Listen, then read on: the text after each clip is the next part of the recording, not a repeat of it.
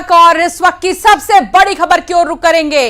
वायनाड से प्रियंका गांधी की जीत हुई है। लोकसभा उपचुनाव में प्रियंका गांधी की बम्पर जीत हुई है।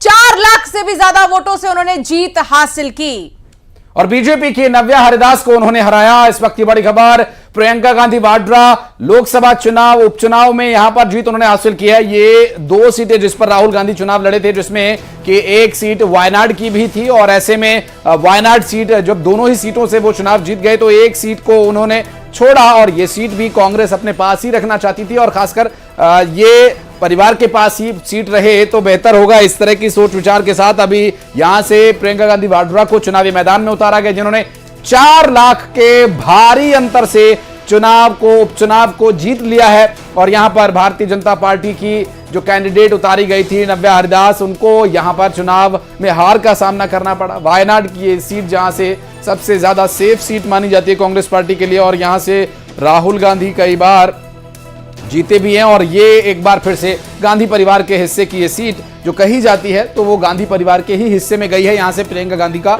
एक बार फिर से जीतना उपचुनाव में ये बात फिक्स हो गई, ये बात तय हो गई। और प्रियंका गांधी वाड्रा जो कि यहां से उपचुनाव लड़ी थी और भारतीय जनता पार्टी ने इस क्षेत्र की अपनी जो लोकल लीडर हैं, जो ग्राउंड पर भारतीय जनता पार्टी के लिए लगातार काम करती है, नव्या हरिदास को एक बार फिर चुनावी मैदान में उतारा था, जो कि राहुल गांधी के खिलाफ भी चुनाव लड़ चुके हैं। नव्या हरिदास जो इस बार एक बार फिर से चुनाव हारी है, हालांकि जो अंतर है वो बना हुआ है, वो अंतर 4 लाख का इस बार भी देखने को मिला। और रायपुर दक्षिण की भी सीट की हम बात करेंगे और अन्य मध्य प्रदेश की 2 सीटों की बात करेंगे। देवेंद्र फडणवीस क्या कुछ कह रहे हैं, सुन पाते हैं आपको।